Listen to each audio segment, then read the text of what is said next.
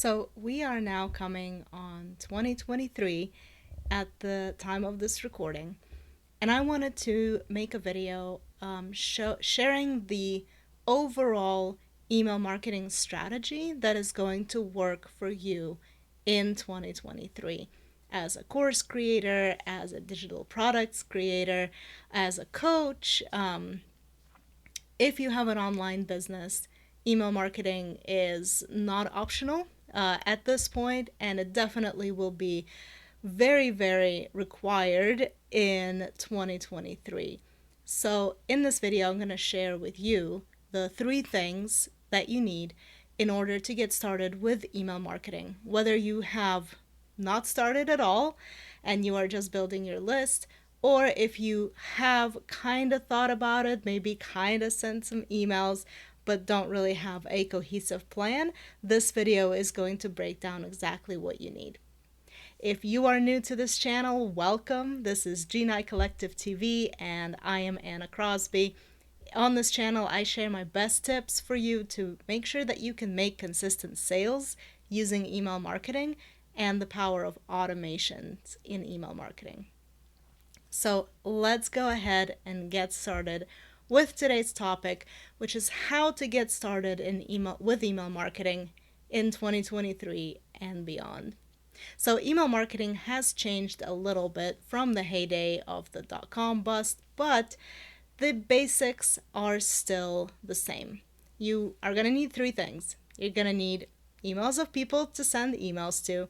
You're going to need the technology that will support sending emails to all of your people, and give you the opportunity to do automations and automated email, which is really where the power of email marketing shines. And number three, you're going to need to have a plan. So let's go ahead and break those down. First things, you're going to need to have emails of people to send emails to. That sounds pretty self-explanatory, right? So how do you get them? There is a number of ways that you can get them. If you are already working with some people or you have some students in your courses, that is the number one logical place to start. Tell them that you are starting an email list and you're going to be sharing helpful content and you want them to be a part of it, and ask them to be part of your list. If you don't currently have anybody in your community, the best way to get emails from interested people is to do a partnership with somebody who does have an audience. Find somebody who complements your services and whose audience would benefit from hearing your message, and ask if you can come do a free training or a paid training or some kind of partnership with that person. And then when you are doing your presentation, you can ask people to join your email list if they feel like the information that they got was helpful. You can also get emails from hosting your own trainings. So you can host a live training, promote it on social media, but to register, you would need people to register with their email address. So that's how you can also get interested people, because chances are if people are interested in the topic of your training, they're going to be interested in hearing what you have to say in general. And last but not least, you can get email signups by creating a valuable offer or a resource that fits with the topic that you talk about in your business. So this is what is generally called an opt-in or a freebie that you give away in exchange for somebody signing up to your email list. It can be something like a checklist or a template, or really anything that gives people a small win, a small result that they can say, oh, okay, this person is really an expert at what they are talking about because I just downloaded this small thing and I got this result. So I'm going to stick around and see what else they have to say.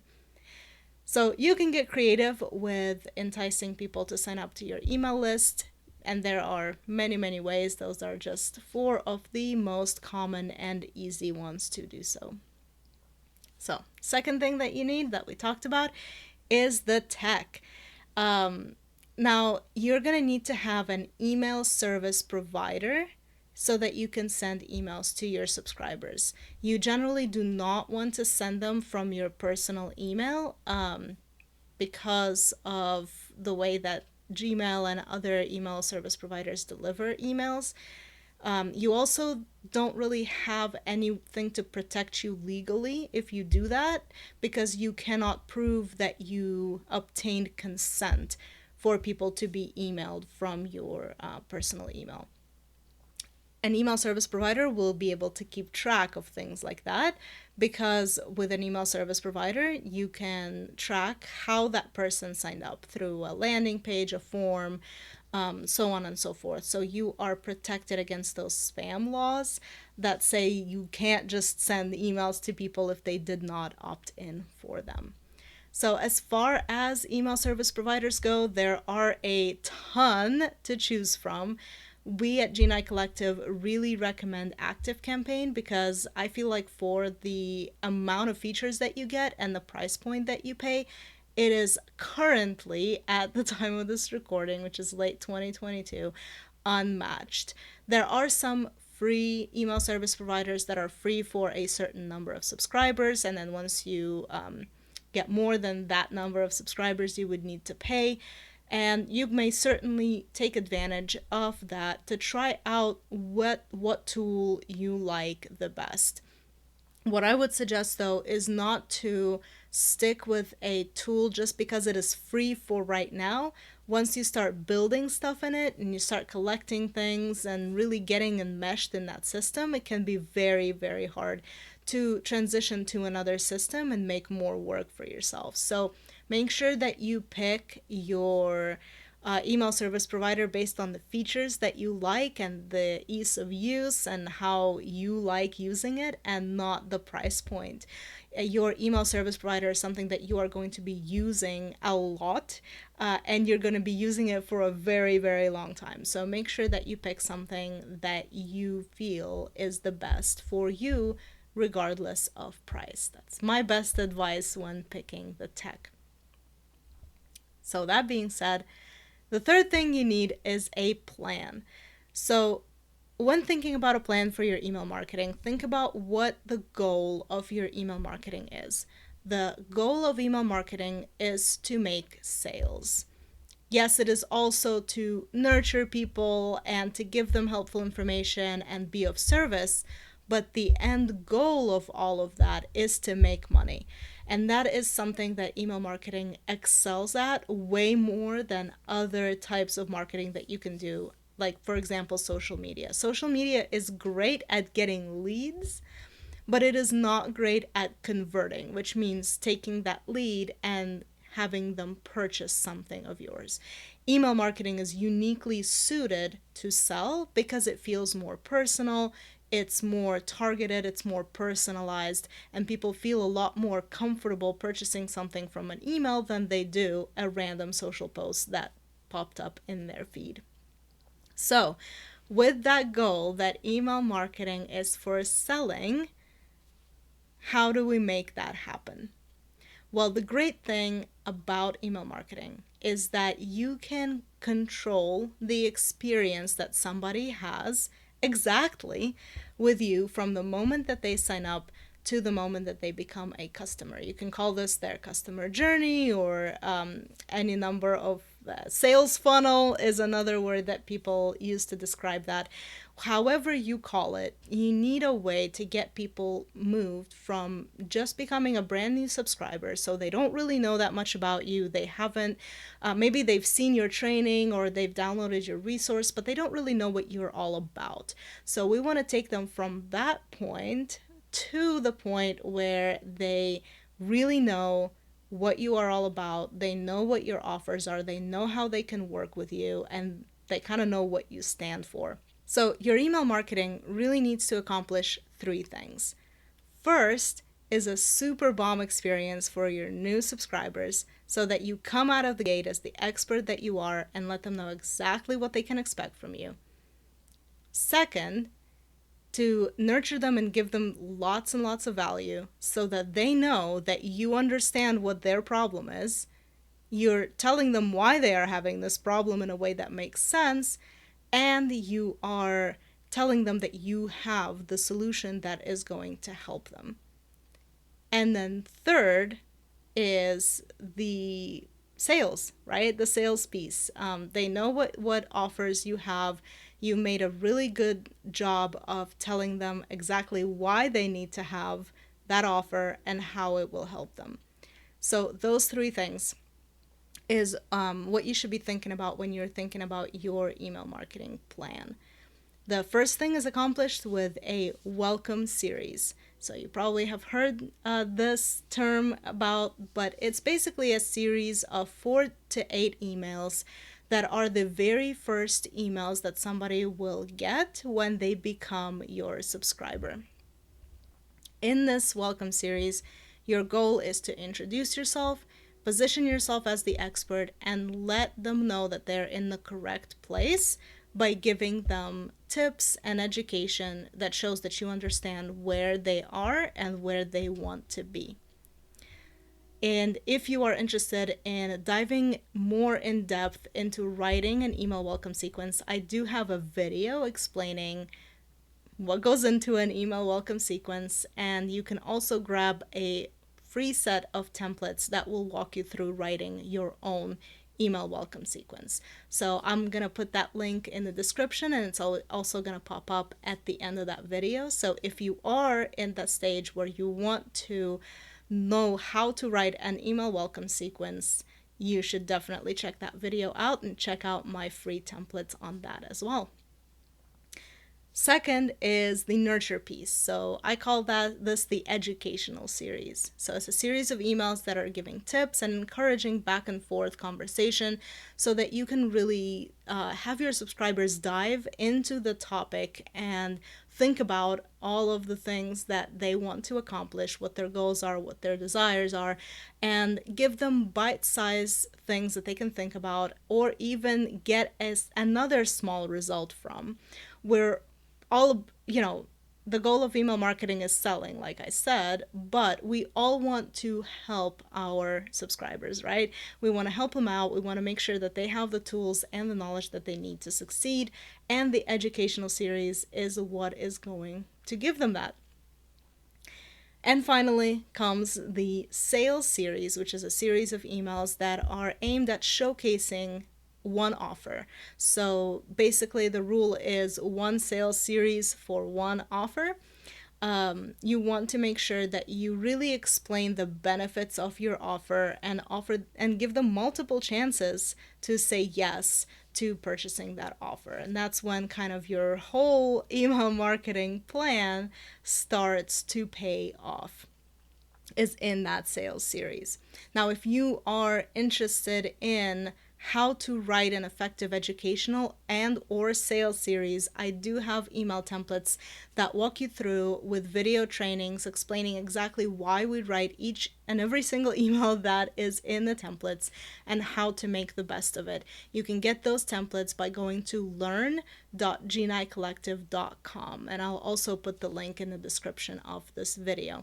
But if you're interested in writing emails and you feel a little bit intimidated by them, I highly recommend my email templates because I've really tried to make it super easy for you to just follow along and write them one email at a time without being overwhelmed, without being stressed, because I know writing emails is a thing, especially when you're trying to think about your whole email marketing as a whole. So definitely check out those email templates that I have for you.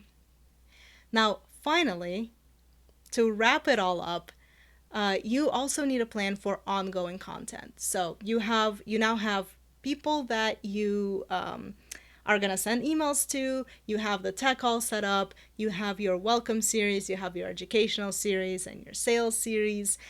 Now what, right? After they've gone through the sales series, whether they purchase your offer or not, you need to have a plan for ongoing nurture on your email list.